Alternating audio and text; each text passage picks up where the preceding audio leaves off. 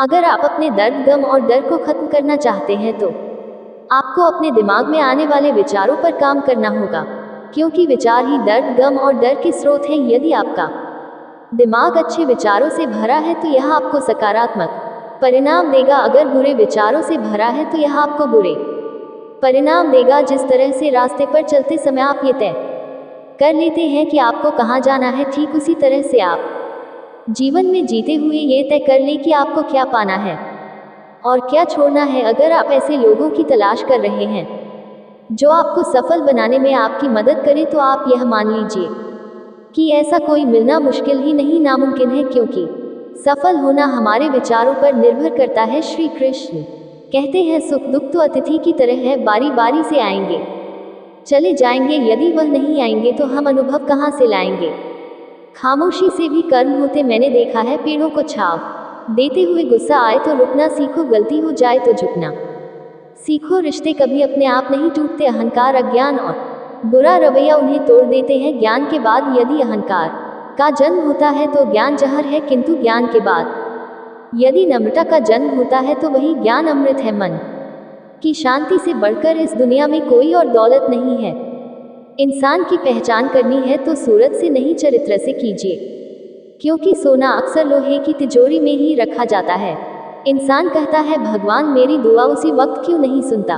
भगवान ने मुस्कुराकर कहा, मैं तेरे गुनाहों की सजा भी तो उसी वक्त नहीं देता। दुनिया की हर चीज ठोकर लगने से टूट जाती है, एक कामयाबी ही है जो ठोकर खाकर ही मिलती है। इंसान इस एक कारण से अकेला हो जाता है क्योंकि वह अपनों को छोड़ने की सलाह गैरों से लेता है। मेरे दोस्त मुझसे कहते हैं, तुम बहुत भोले हो, इसलिए लोग तुम्हें लूट कर चले जाते हैं। लेकिन मैं उनसे हंसते हुए कहता हूँ, मुझे लूटने वाले के तो सिर्फ 2 हाथ हैं, लेकिन मुझे देने वाले के 1000 हाथ हैं। कुछ नहीं मिलता दुनिया में मेहनत के बगैर, मेरा अपना साया भी मुझे धूप में आने के बाद मिलता है। जिंदगी उन्हीं का इम्तिहान लेती है जो बहुत ज़्यादा काबिल और हुनरबाज होते हैं। इसलिए आपको जिंदगी में निराश होने के बजाय इसके साथ पूरे मन से खेलना चाहिए, तब तक जब तक आप विजेता ना बन जाएं। यदि आप समय की परवाह नहीं कर रहे हैं तो यह मान लीजिए कि एक वक्त ऐसा आएगा जब समय आपकी परवाह करना छोड़ देगा। इसलिए आप अपने समय की परवाह करें और इसके साथ आगे बढ़े। श्री कृष्ण कहते हैं कि अगर आपका सपना बड़ा होगा तो आपको हमेशा बड़ी तकलीफों का सामना कर पड़ेगा। इन तकलीफों का सामना करने के बाद जो जीत आपको मिलेगी वह भी बहुत बड़ी होगी। इसलिए आप धैर्य रखिए और अपने सपने को पूरा करने के लिए निरंतर आगे बढ़ते रहे।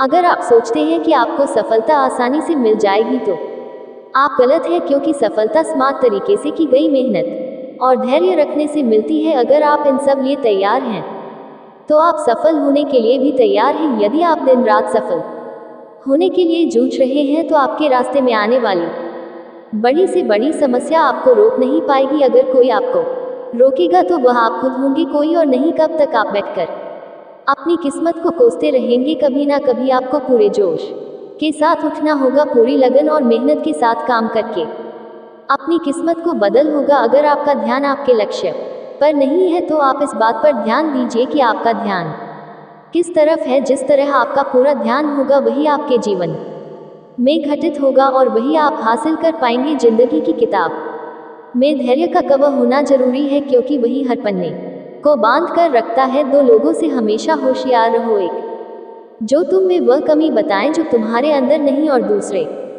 वह जो तुम में वह गुण बताते हैं जो तुम में नहीं है। अच्छी सूरत से ज़्यादा मायने अच्छा स्वभाव रखते हैं, क्योंकि सूरत उम्र के अनुसार बदल जाएगी, पर अच्छा स्वभाव आपका जिंदगी भर साथ देगा। बारिश में नहाना आसान तो है, लेकिन रोज नहाने के लिए हम बारिश के सहारे नहीं रह सकते। इस प्रकार भाग्य से कभी कभी चीजें आसानी से मिल जाती हैं, किंतु हम हमेशा भाग्य के भरोसे नहीं जी सकते। सच्चा और अच्छा दोस्त एक फूल की तरह होता है जिसे हम तोड़ भी नहीं सकते और छोड़ भी नहीं सकते। अगर तोड़ दिया तो मुरझा जाएगा और अगर छोड़ दिया तो कोई और ले जाएगा। दिल के सच्चे लोग भले ही जीवन में अकेले रह जाते हैं, लेकिन ऐसे लोगों का साथ भगवान जरूर देते हैं। श्री कृष्ण कहते हैं, गुरु और सड़क दोनों एक समान होते हैं। खुद वही रहते हैं और दूसरों को मन तक पहुंचा देते हैं। अपनों से बस उतना ही रूठ हो कि आपकी बात और सामने वाले की इज्जत बरकरार रहे। चेहरे की सुंदरता आंखों में उतरती है और स्वभाव की सुंदरता दिल में हम अच्छे थे, अच्छे हैं और अच्छे ही रहेंगे। फिर वह करें जो बोलते कुछ हैं, करते कुछ हैं, दिखते कुछ हैं और होते कुछ और है। अच्छा वक्त सिर्फ उसी का साथ देता है जो कभी किसी का बुरा नहीं सोचते। किसी को इतना भी हक मत दो कि वह फैसला करे कि कब हंसना आपको है और कब आपको रोना है। अपने वह नहीं होते जो तस्वीर में साथ खड़े होते हैं, अपने तो वह होते हैं जो तकलीफ में साथ खड़े होते हैं। श्री कृष्ण कहते हैं कि किसी काम को करने का मन आप में तभी आएगा जब वह काम करेंगे जिसे करने के लिए आपका दिल करे, जिसमें आपका मन लगे और जिसे करने से आपको सुकून मिले। अगर आप वह काम नहीं कर रहे जिसे करने के लिए आप इस धरती पर आए हैं, तो आप एक दिन निराश होकर अपने काम से हार मान लेंगे। इसलिए आप वह काम करिए जिसे करना आपके जीवन का लक्ष्य है और उसे बिना किए आपके जीवन का कोई अर्थ नहीं है। यदि आप में किसी को देखकर काम करने का जुनून आता है तो ये जुनून लंबे समय तक नहीं चलता है, क्योंकि अगर सामने वाला निराश हुआ तो समझो आप ही निराश होने से बच नहीं पाएंगे। इसलिए आप किसी और को देखकर नहीं बल्कि खुद को अंदर से समझकर आगे बढ़े। जीत आपको जरूर मिलेगी।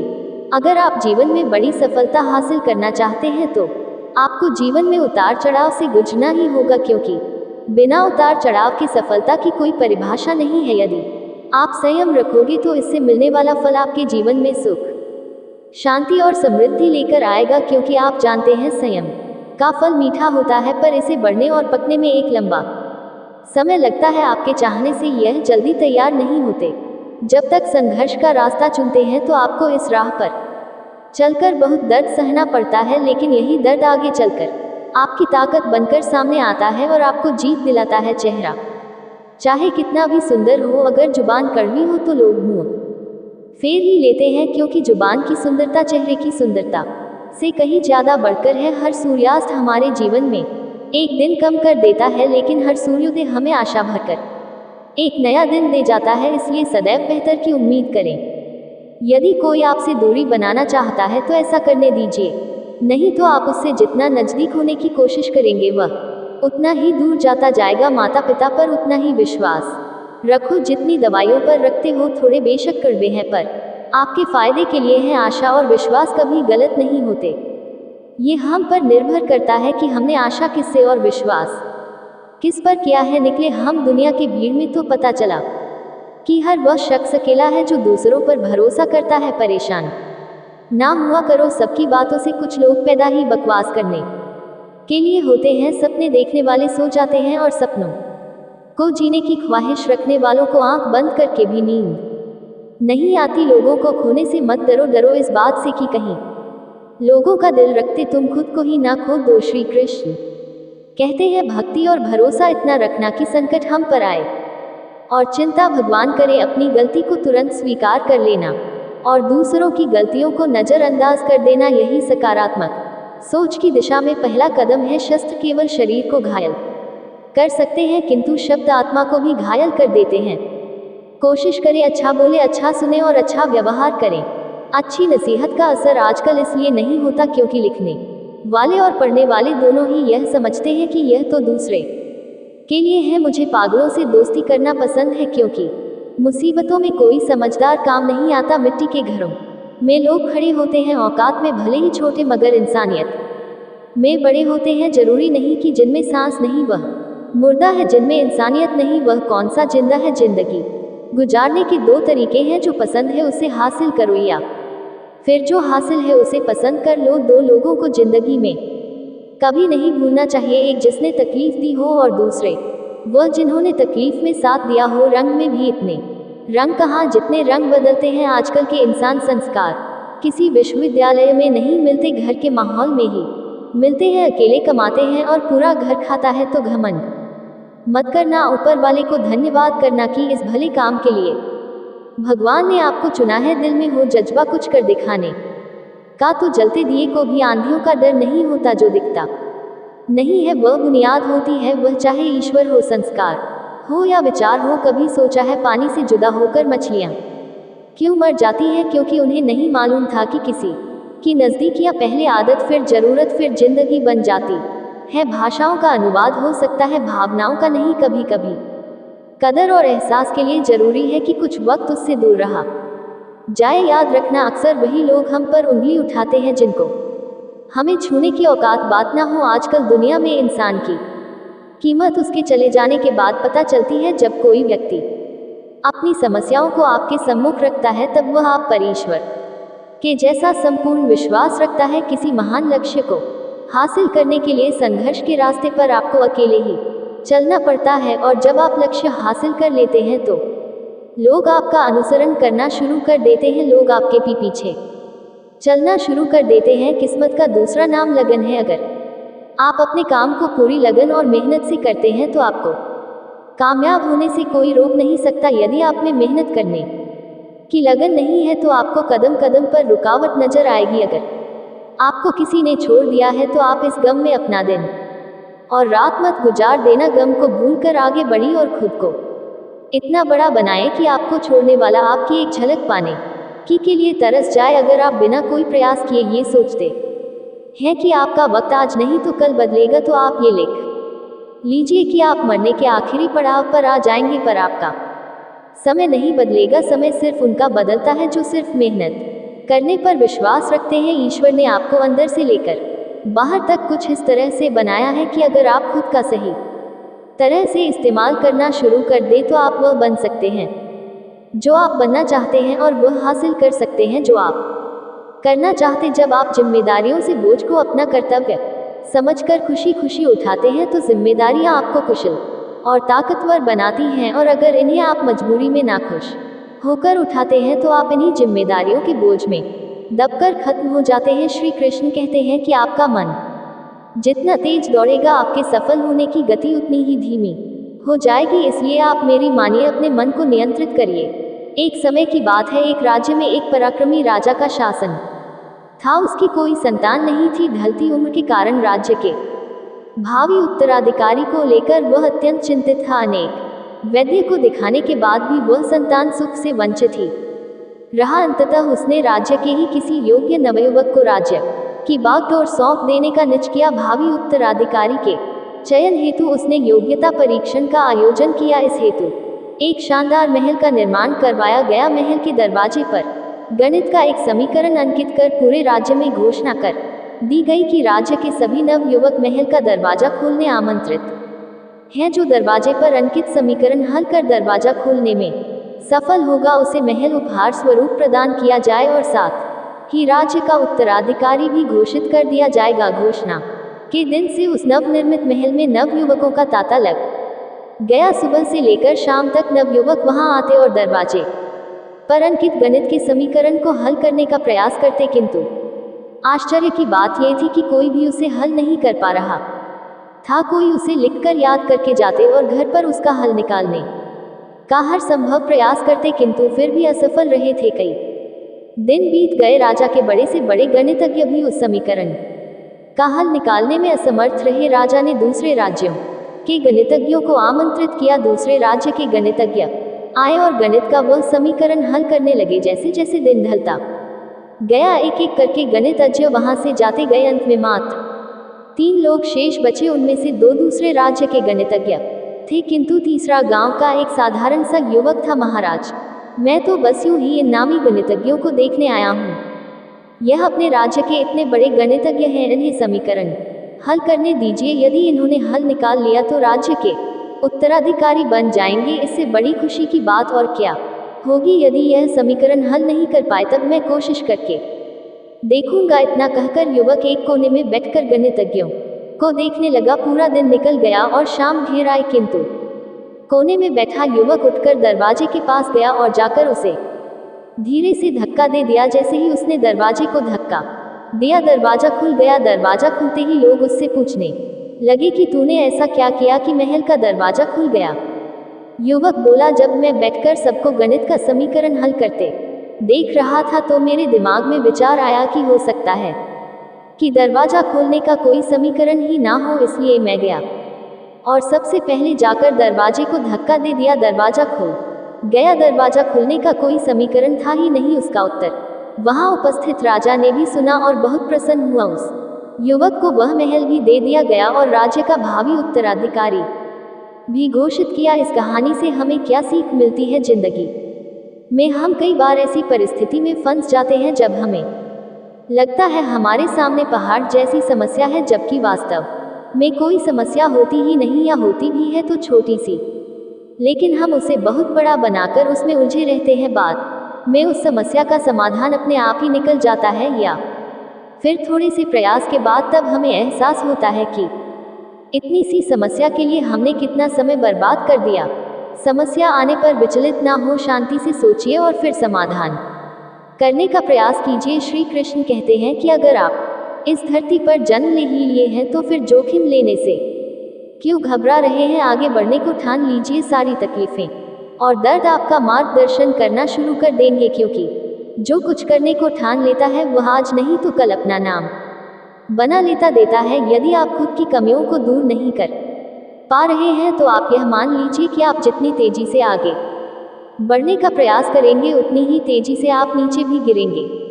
इसलिए जीवन में आगे बढ़ने से पहले अपनी कमियों पर विजय हासिल करिए, क्योंकि कमियों को हराना भी एक सफलता है। यदि आप जीवन में अंधेरे से बाहर निकलना चाहते हैं तो आपको अपने दिमाग में अच्छे विचारों का दीप जलाना होगा, क्योंकि यही वह तरीका है जिसे अपनाकर आप अपने जीवन को अंधकार से दूर कर सकते हैं। अगर आप चाहते हैं कि आप जीवन में कभी निराश ना हो तो आप अपनी कमजोरी किसी को ना बताएं, क्योंकि लोग उस कमजोर दीवार की ईंट ले जाकर अपने घर बनाएंगे।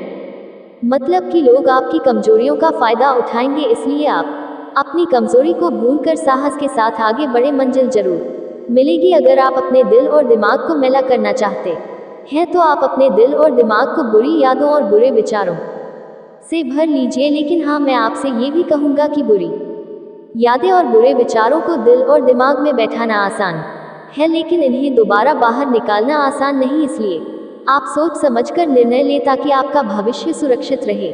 किसी से प्यार करो तो बेशक करो, बस उम्मीद मत रखो, क्योंकि तकलीफ प्यार करने से नहीं उम्मीद रखने से होती है। लोगों की निंदा से परेशान होकर अपना रास्ता ना बदलना, क्योंकि सफलता शर्म से नहीं साहस से मिलती है। सलाह के 100 शब्दों से ज्यादा अनुभव की एक ठोकर इंसान को बहुत मजबूत बनाती है। सारे वजन उठाकर देख लिए, दाल रोटी ही सबसे भारी है।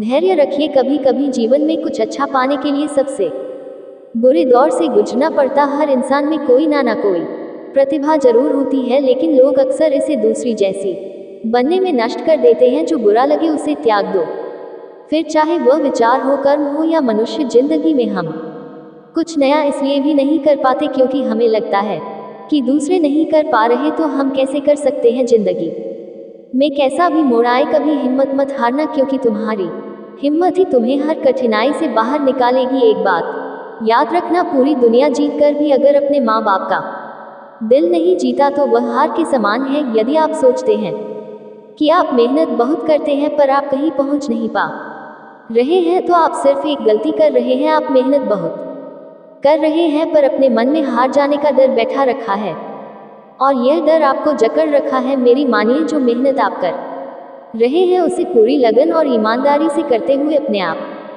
पर विश्वास रखें और हार के बारे में ना सोचकर सिर्फ जीतने के बारे में सोचें। जिंदगी में आने वाली समस्याओं से हारकर पीछे हटना आपके लिए बहुत आसान है, पर शायद आप यह नहीं जानते कि आप जिन समस्याओं से हारकर पीछे हट रहे हैं वह समस्याएं नहीं, ऊपर वाले की परीक्षा है। अगर आप इस परीक्षा में पास हो जाते हैं तो आपका जीवन सुख, शांति और समृद्धि से भर जाए। कुछ लोग सपने सोकर देखते हैं तो कुछ लोग जागते हुए देखते हैं। जो सोकर सपना देखा उसे आज तक कुछ नहीं मिला, पर जो जागते हुए सपना देखा और अपने सपने को सच करने में पूरी रात लगा दी, किस्मत ने उसकी पूरी जिंदगी बदल दी। खुद पर भरोसा रखो, जो आदमी पूरी लगन और मेहनत से काम किया है वही देर सवेर इस दुनिया में अपना नाम किया है।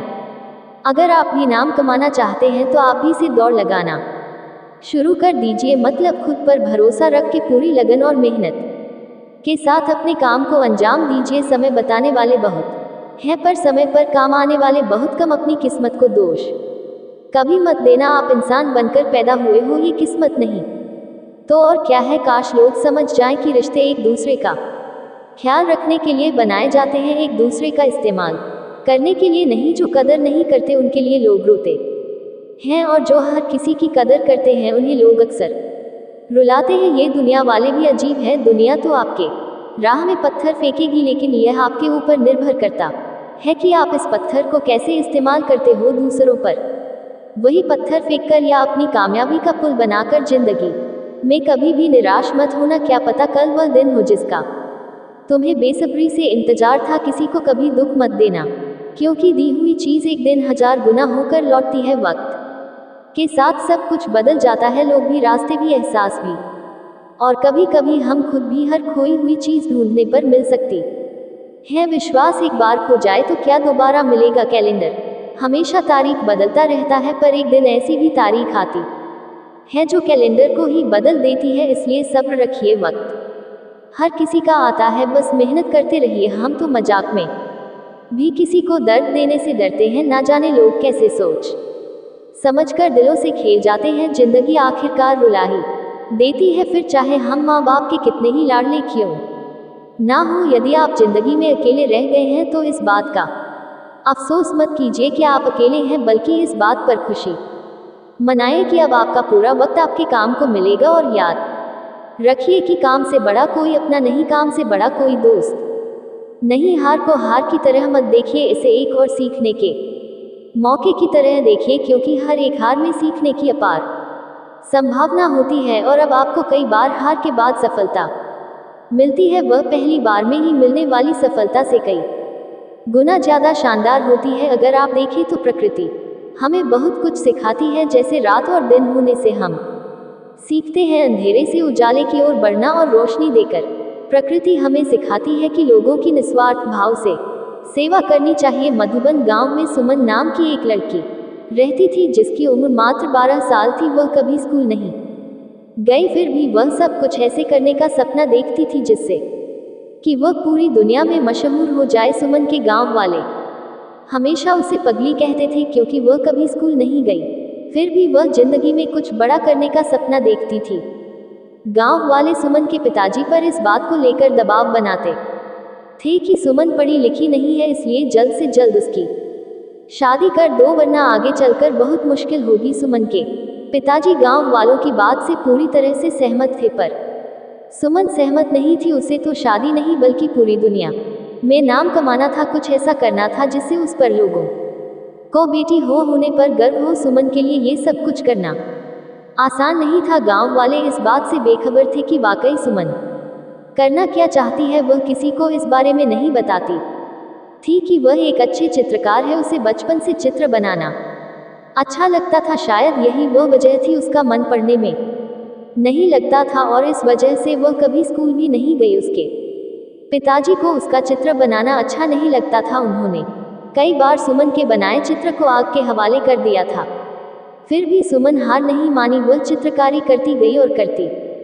गई। जब सुमन नहीं मानी तो उसके पिताजी ने उसे उसके हाल पर छोड़ दिया था। एक दिन सुमन अपने कमरे में चित्र बनाने में इतना खो गई थी कि उसके पिताजी उसके पास जाकर खड़े हो गए। उसे बिल्कुल एहसास नहीं हुआ। सुमन के पिताजी ने कहा, तो सुमन तुम नहीं मानोगी, यह बेवकूफ़ी वाला काम तुम्हारे किसी काम का नहीं आने वाला है। सुमन दुखी मन से बोली, पापा आप मुझे हमेशा नीचे क्यों गिराना चाहते हैं? मैं जिंदगी में कुछ करना चाहती हूँ, आप मुझे बार बार क्यों रोकते हैं? सुमन के पिताजी बोले, अगर हमें इस गांव में रहना है तो तुम्हें वही करना होगा जो गांव वाले चाहते हैं। सुमन दृढ़ संकल्प से बोली, कभी नहीं, मैं जो चाहती हूँ वही करूँगी, चाहे जो हो जाए। मुझे हराना किसी के लिए इतना आसान काम नहीं है। तुम यह नहीं चाहती ना कि मैं तुम्हारे सारे सपनों को जलाकर राख कर दूं? सुमन ने कहा, पापा इंसान में इतनी ताकत कहाँ कि वह भगवान के दिए गए हुनर को जलाकर राख कर दे। आपने मेरे बनाए गए चित्र को जलाया है, मेरे हुनर को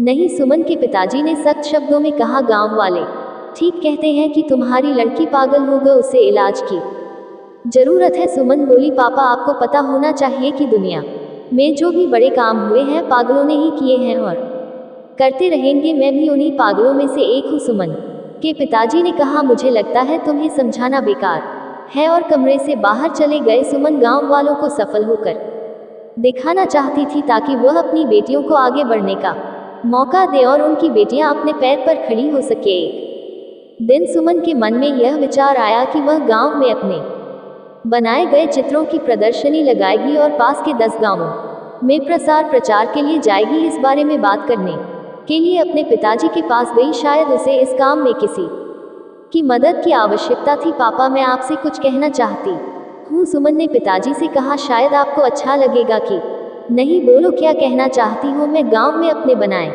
गए चित्रों की प्रदर्शनी लगाना चाहती हूँ, सुमन ने कहा। इस प्रदर्शनी में लोगों को मेरे हुनर के बारे में पता लगेगा तो हमें वह कुछ नहीं कहेंगे बल्कि मुझ पर गर्व महसूस करेंगे। सुमन के बहुत समझाने पर उसके पिताजी मान गए और सुमन और उसके पिताजी प्रदर्शनी की तैयारी में जी जान से जुट गए। सुमन के पिताजी अपने खास दोस्तों के पास के 10 गांवों में प्रदर्शनी के प्रचार प्रसार के लिए गए और उन्होंने घर घर जाकर प्रसार प्रचार किया। सुमन खुशी थी कि उसकी प्रदर्शनी देखने के लिए 10 गांव से लोग आने वाले थे। तैयारी भी अच्छी खासी हुई थी और यही नहीं, 3 दिन चलने वाले इस प्रदर्शनी को देखने वालों में काफी खुशी दिख रही थी। प्रदर्शनी के उद्घाटन के लिए शहर से जिलाधिकारी को बुलाया गया था। जिलाधिकारी ने गांव वालों के सामने सुमन को ये कहकर शाबाशी दी कि भगवान करे ऐसी लड़की हर माँ बाप को दे जिससे गांव वाले ही नहीं बल्कि पूरा देश रोशन होता है। सुमन ने गांव के जीवन को बेहतरीन तरीके से कैनवस पर उतार दिया था। सुमन ने हर चित्र में पिता का दुलार और माँ का प्यार झलकता था जो सबको मंत्र मुग्ध कर लेती थी। पिता ने अपनी बेटी से कहा, बेटी, मैं तुम्हारा दोषी हूँ। सुमन के पिताजी ने अपराध बोध की भावना से कहा, मैंने तुम्हें बहुत परेशान किया, मैंने तुम्हारे बनाए गए चित्रों को जलाया जो मुझे नहीं करना चाहिए था।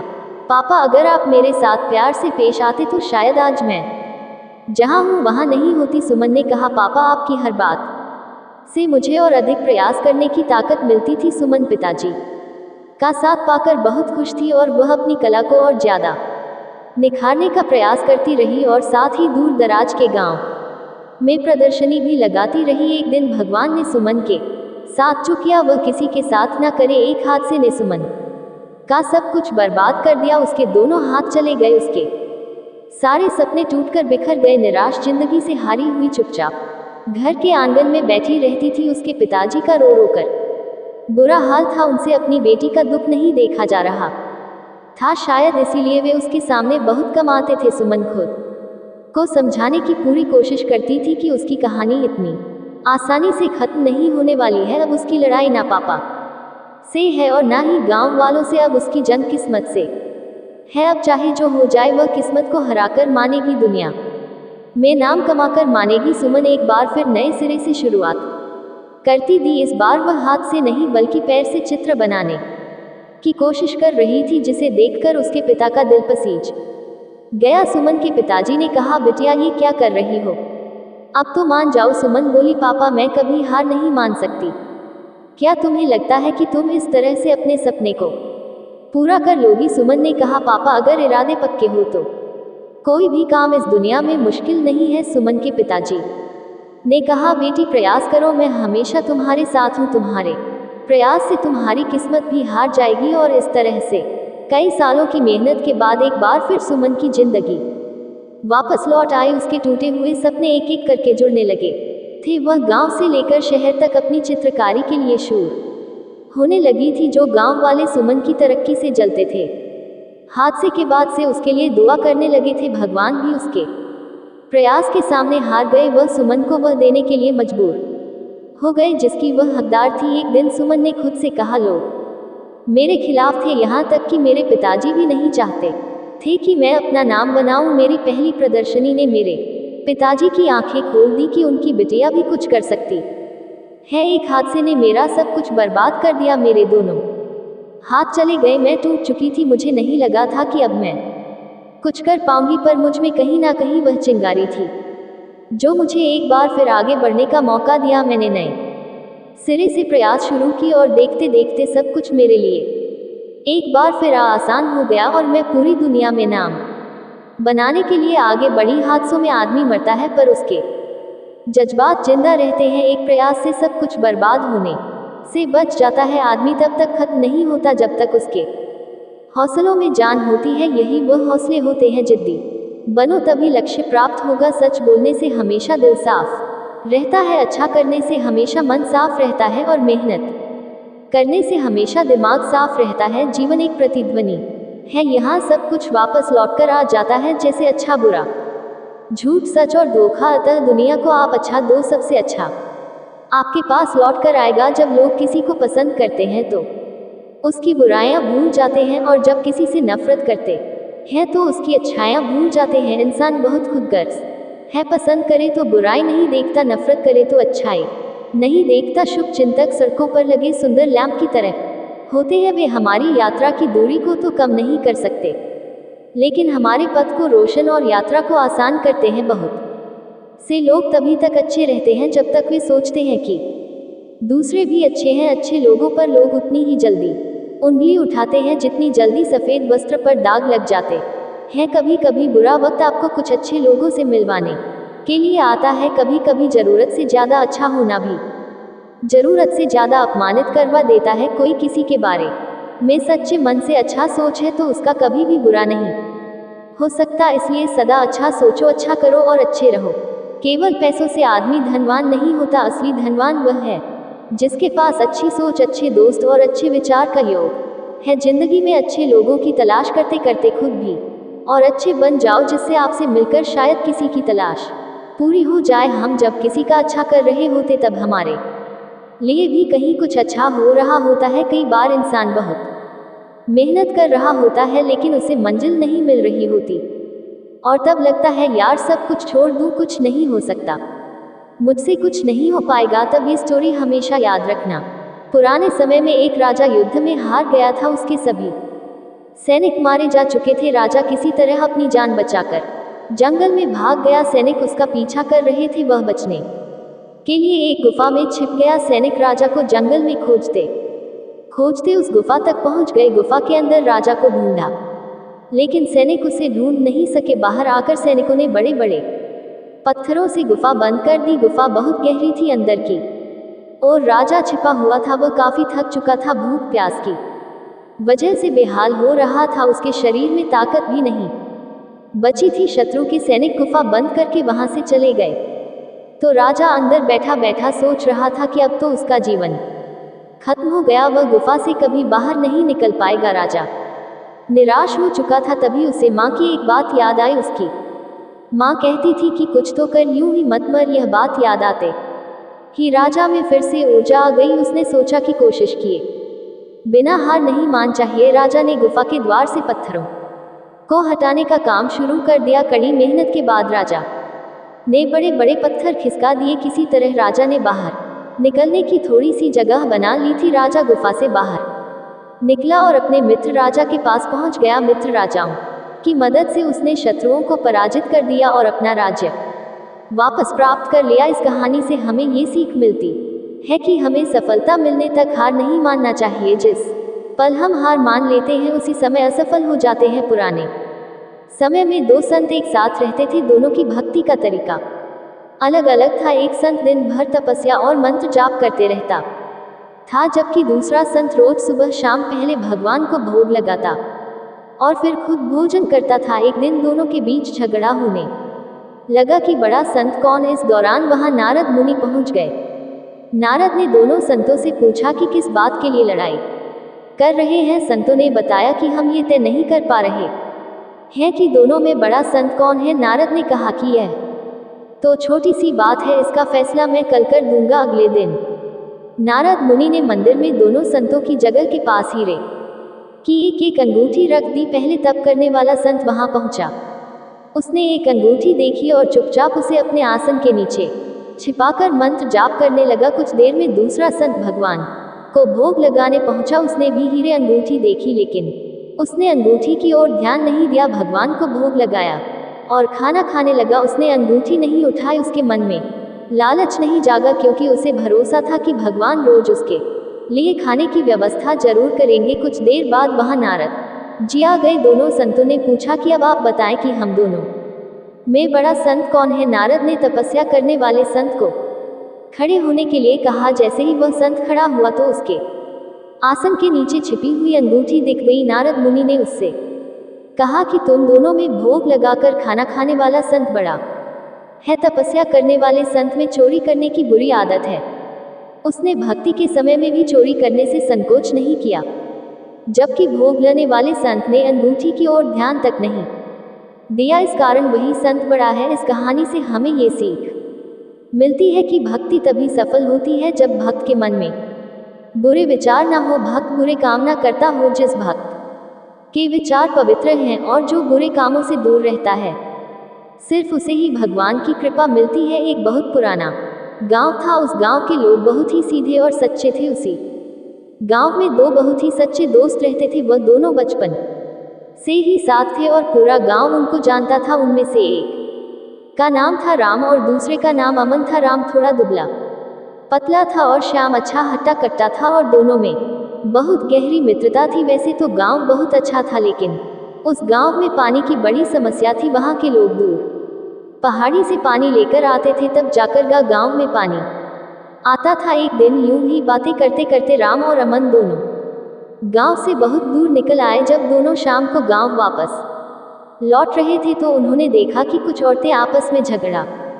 कर रही हैं। तो दोनों उनके पास जाते हैं और पूछते हैं कि आप लोग लड़ क्यों रहे हो। तो एक औरत बोलती है कि मैं इतनी दूर से पानी भरकर ला रही थी और इसने मेरा पानी गिरा दिया। जैसे तैसे करके राम और अमन ने उस औरत को समझाकर लड़ाई को शांत करवा दिया। फिर औरतें अपने अपने रास्ते निकल गई। एक बार गांव के सभी लोगों ने सरपंच के सामने पानी की समस्या को लेकर बात की तो सरपंच ने एक तरीका निकाला। तरीका यह था कि जो भी पहाड़ी से पानी लाकर गांव के कुएं में डालेगा उसको एक बाल्टी के आरएस 1 मिलेंगे।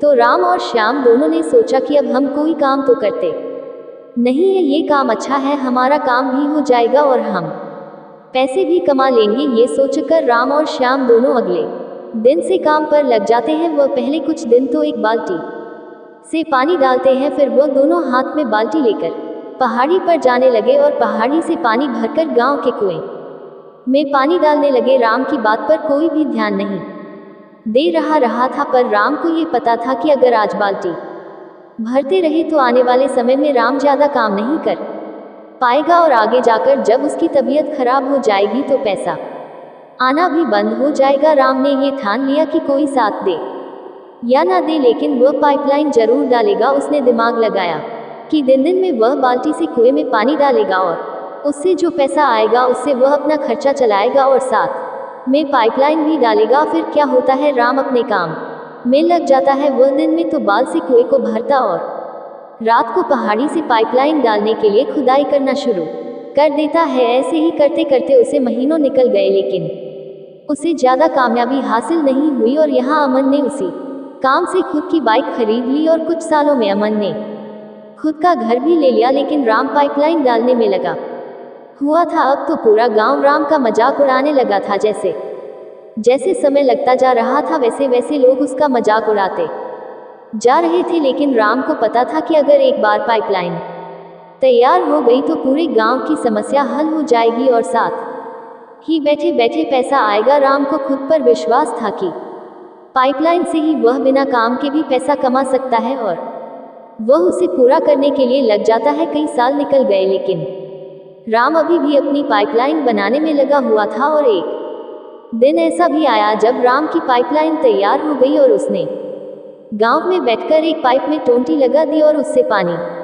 आना शुरू हो गया। पूरा गांव इस चमत्कार को देखकर हैरान हो गया कि यह राम ने क्या कर दिया। इतनी दूर से यह पानी अपने आप कैसे आ रहा है। और फिर सरपंच ने उसका सम्मान किया। लेकिन धीरे धीरे श्याम की तबीयत खराब रहने लगी और उसने बिस्तर पकड़ लिया। लेकिन राम अपने घर से पाइपलाइन चालू करता और गांव वालों से पैसे लेता और घर पर आराम करता। इसीलिए कहा गया है, मजदूर बने रहने से अच्छा है कि अपनी पाइपलाइन बनाओ। आज अगर इस कहानी की बात करें तो ये सिर्फ एक कहानी नहीं है। जिंदगी में सफल व्यक्ति वही है जिसने अपनी पाइपलाइन बनाई है। पाइपलाइन का मतलब है कि काम ना करे तब भी पैसा आना चाहिए। दुनिया आपको गाली दे, परिवार वाले या रिश्तेदार एक कदम सफलता की ओर नीचा दिखाए तो भी अंधे बहरे गूंगे बनकर किसी को जवाब मत दो। सिर्फ ईमानदारी से अपने लक्ष्य की ओर बढ़ते रहो। जिंदगी में रातों की कमी नहीं है। जो एक कदम सफलता की ओर घर से निकल गया हो, भटकते भटकते ही सही, आज नहीं तो कल मंजिल तक पहुंच ही जाएगा। महान सफलता लंबा समय मांगती है। समय आने दो, हम भी बताएंगे कि हम क्या चीज़ है। यहाँ वह कोई किसी से प्यार नहीं करता। अपने सुख अपने स्वार्थ की जब तक पूर्ति होती है। तब तक लोग उसे प्यार कहते हैं जब जरूरत खत्म या मन कहीं और लगने लगता है तो लोग एक दूसरे की कद्र बंद कर देते हैं। प्रेम सिर्फ ईश्वर कर सकते हैं। धोखा बादाम की तरह है, जितना खाओगे उतनी अकल आती है। इंसान की जुबान उसकी अकल का पता बता देती है। इंसान आंखों से अंधा हो तो उसकी बाकी ज्ञानेंद्रियां ज्यादा काम करने लगती हैं, लेकिन अकल के अंधों की कोई भी ज्ञानेंद्र काम नहीं करती। कड़े से छाना हुआ पानी स्वास्थ्य को ठीक रखता है और विवेक से छानी हुई वाणी संबंध को ठीक रखती है। विवेक जीवन का नमक और कल्पना उसकी मिठास है। एक उसको सुरक्षित रखता है और दूसरा उसे मधुर बनाता है। विवेकशील व्यक्ति कीचड़ में पड़े रत्न को भी ग्रहण कर लेते हैं। विवेकशील इंसान वे नहीं जो बीते हुए कल की अपनी उपलब्धियों पर अभिमान करते हैं, अपितु वे हैं जो आने वाले कल की अपनी जिम्मेदारियों के प्रतिबद्ध है। गुणों के सहारे ही व्यक्ति सफल हो पाता है, मगर विनय और विवेक साथ हो तो शिखर छू जाता है। आंख के अंधे को दुनिया नहीं दिखती, काम के अंधे को विवेक नहीं दिखता, मत के अंधे को अपने से श्रेष्ठ नहीं दिखता और स्वार्थी को कहीं भी दोष नहीं दिखता। आत्मा के लिए विवेक उतना ही महत्वपूर्ण है जितना शरीर के लिए स्वास्थ्य। सराहना दिल से, हस्तक्षेप दिमाग से और समीक्षा विवेक से करने में ही समझदारी है, अन्यथा मौन ही उत्तम है। इस वक्त कोई नहीं जानता कि आप कौन हैं और यह अच्छी बात गुमनाम रहना सबसे बेहतरीन स्थिति में रहना है। इस बात पर खुश हो कि आप छाया में हैं। इस समय का इस्तेमाल गलतियां करने में करें जिनके बारे में पूरे संसार को पता नहीं चल पाएगा। सुधार करते रहे, काम करते रहे, नए विचारों का परीक्षण करते रहे, नई चीजें करते रहे। कोई आपको नहीं जानता, इसलिए अगर आप गड़बड़ कर देते हैं तो कोई बड़ी बात नहीं है। गुमनामी आपके अहंकार की रक्षा करती है और आपके आत्मविश्वास को सुरक्षित रखती है ताकि उन्हें सीधे सबसे कठोर आलोचकों का सामना न करना पड़े। क्या आप चाहेंगे कि जब आप कोई चीज पहली बार करें तो पूरा संसार आपको देखे? अगर आपने कभी भाषण नहीं दिया है तो आप क्या चाहेंगे? 10,000 लोगों के सामने अपना पहला भाषण देना या 10 लोगों के सामने भाषण देना? आप नहीं चाहते कि हर कोई आपको अपना व्यवसाय शुरू करता देखे। बिना किसी को बताए पैसे कमाओ, बिना किसी को बताए पार्टनर ढूंढो, बिना किसी को बताए खुश रहो, बिना किसी को बताए हमेशा सीखते रहो। रगड़ कर मेहनत करो, सक्सेस को इमेजिन करो, गलतियों से सीखो, ईमानदारी से काम करो, दूसरों की कॉपी ना करो। अपनी जिंदगी से अंधेरा मिटाना है तो कदम भी खुद के ही उठाने पड़ेंगे। अगर नाम खुद का बनाना है